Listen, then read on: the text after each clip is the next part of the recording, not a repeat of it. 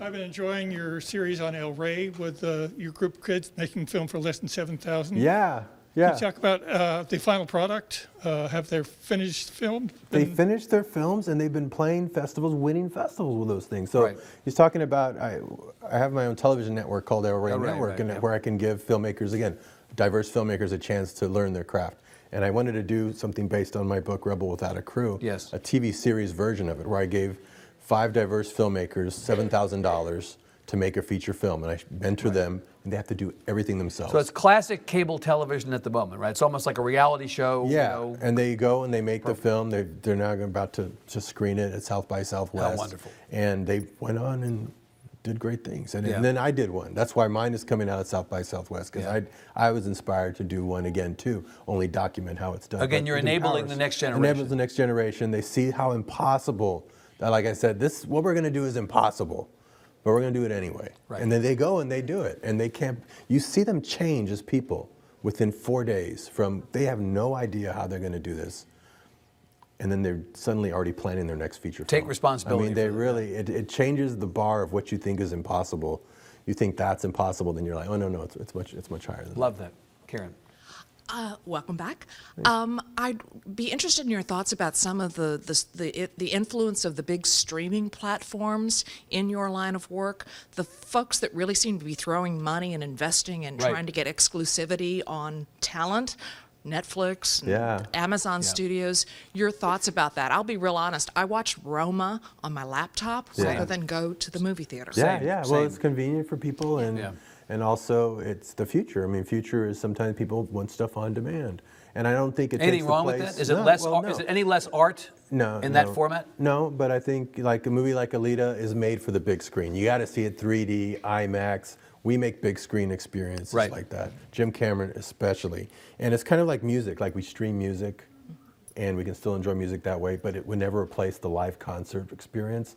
Going to see a movie like Alita on the big screen is like a live rock concert. But you don't begrudge, I mean, Not I at would sort all. of In interpret fact, Karen's point, like a Cuarón or somebody else who makes films that are specifically for the streaming services.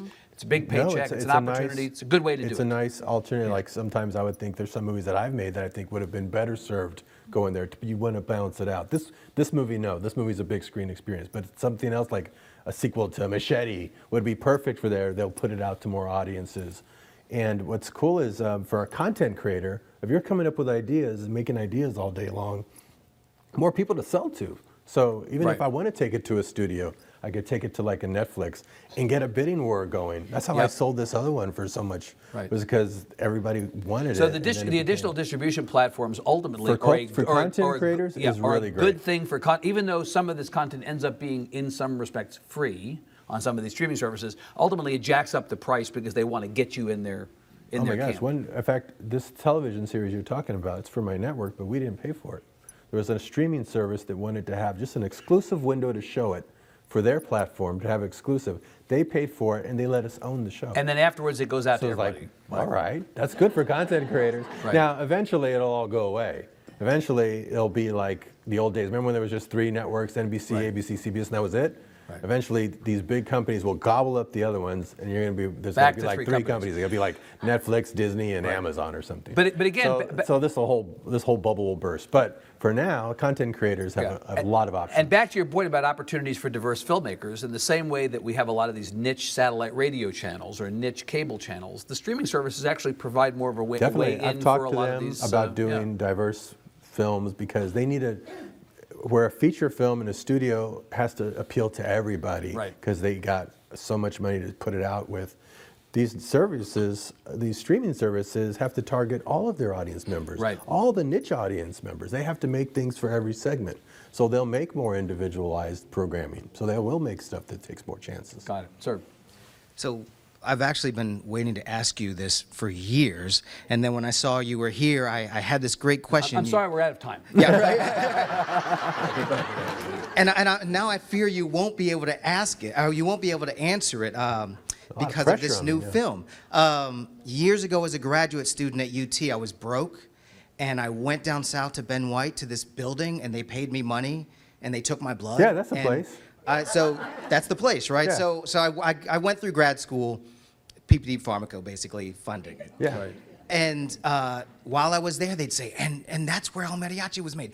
Yeah. And while I was there, the stories, the range of people, there's just so much Yeah. there. What I wanted to ask you about was if you could tell some stories about that experience. I wanted to ask you if it was true. It is true, It is and the true. movie is all about that place. Because you would wear, like I did a speed healer drug where they took punch biopsies out of the back of my arm. They put speed healer on one, placebo on the other, one around with tape on it for a week. Then they cut it out, sewed you up, did tests on it, gave you $2,000 in 7 days, which in college, that's a lot of money. Now, Also, back you're then, that was a bleeding lot of for your- money, It was right? a Yeah, lot of right. money, but you made money. And I was in a red shirt. You were red 11, I'm I was sure. red 11. So we're red shirts because that was the drug doing that was red. The narcotic painkiller, they were blue. The depressive antidepressants were yellow. And it was a really cool sociological study. All the colors kind of hung out with it. Reds hung out together, yellows hung out together. Blues. So I did this movie about that place, only I tweaked it a little bit. It's about a guy going into a medical research hospital to make $7,000 for a movie. He doesn't know if they're trying to kill him or if it's side effects from the drug. So it becomes a thriller. Oh, that's so great. And it's very fun. It's a very fun movie. But it touches upon all the different types of characters and crazy And it's a stories feature that or a happen. short? It's a feature It's a film. feature. It's a That feature sounds film. so great. It'll be at South by Southwest called Red 11 because I was number 11 in the lineup. My shirt was red. So I feel kindred to you. It's yeah, good, man, we're lab rats. We're part of the lab Steve, rats. can I take these 2, please? Is it 3? Can I take these 3, please? Yes, absolutely good. Ma'am. I was about the same age as Alexa Vega when you released Spy Kids, Yeah. and that was a really impactful movie for me, Yeah. and it made me assume that girls just were heroes. Yeah. I didn't think otherwise, so I you. kind of Wow. grew up that way. So that was Yeah. really impactful in my life. So thank you very much. Yeah, thank you. Really cool to hear that was about your sisters. Yeah, based on my sister and my brother and sister together because my sisters were always just so powerful. That's why the boy is always in Bedhead, that little short film I did too. The boy is always the second banana because I always felt second banana in my sisters. Even if I was older than them, they were just so smart, so kick-ass, so fun.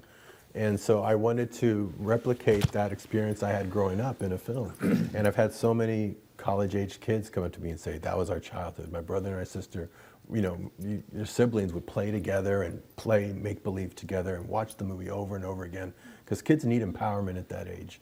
And to see live-action kids doing empowering things, and you try to put good messages in there because they watch it over and over, that I really enjoyed making those films. It was about, I was raising my kids at the same time. And so now, they feel like they had such a great childhood. We want to make family stuff together to go inspire a whole new generation of kids to be empowered, to think a certain way, and to create a value system for them. It seems like there's such a lack of values and morality today that you can do it through entertainment more than you can through politics or anything. Entertainment is a way to get into, like you said, you took it in and you got lessons from it and you felt empowerment from it and a value system and a way to be. That's what Alita does too. The way she looks at the world is really inspiring. The way these characters do. And that's what's really feels like you're doing very entertaining, fun work, but at the same time, you can really change young people's lives and you got to start when they're young. Love it. Awesome. Yeah. Thank you. Yep. Sir. Hi. We all know that you have creativity in making films and screenwriting, and I was just wondering what pastimes or hobbies have you delved into or think about doing that might stimulate your creativity in doing better films?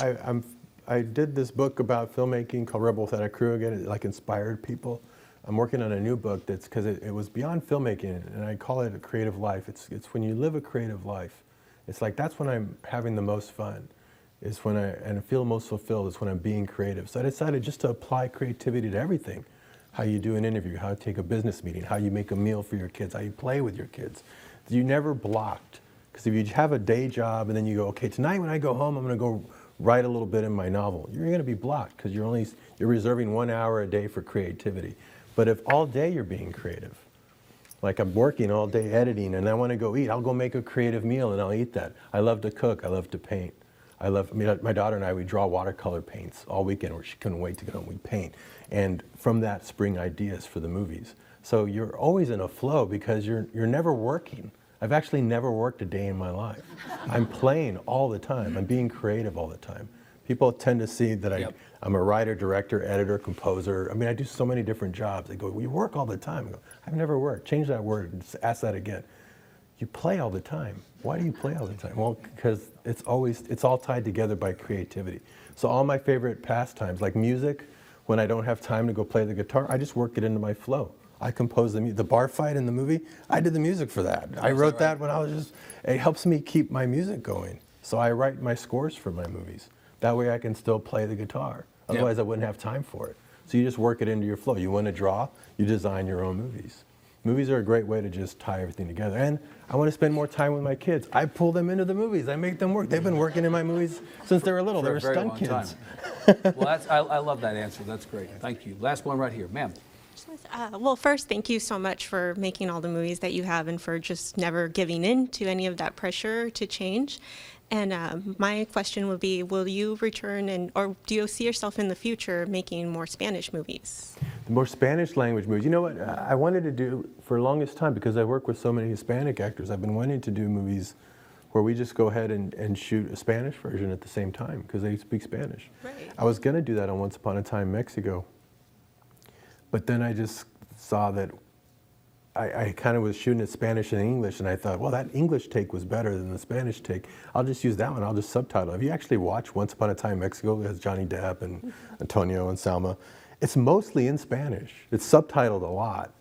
A lot of it's it's officially an English language movie, but it's mostly in Spanish. So I just thought I'm just going to mix it up and use subtitles. Right. So I kind of lost track. I think it's probably like 75% Spanish, just by accident, because sometimes the lines just looked better and sounded better in Spanish, and with this reading the subtitle, because it's more like a comic book. Some of the dialogue just was funnier, just seeing it written out rather than just hearing somebody say it in English. So I prefer it. It sounded kind of just better in Spanish. So I think I would probably just go that route. That way, it still can be open to more audiences. There's not a language barrier, but for those who speak Spanish, they get an extra bonus that, hey, this movie is mostly in Spanish and nobody seemed to notice. Right, yeah. No, that's a smart way to do it. What I love, Robert, is you are just exactly who you are, and you seem like you've been this way forever. And it's kind of great. People change. You have not changed. Isn't that good? Yeah, I think I am still 16 years. The same kid, I found an old home movie where I was directing my friends when I was 16. And I heard my voice behind the camera, and I go, oh my God, I still direct like that. Same. I have not changed. I have not changed. Give Robert Rodriguez a big hand. Thank you all for coming. Appreciate you. We'll see you again. We're going to head out that way.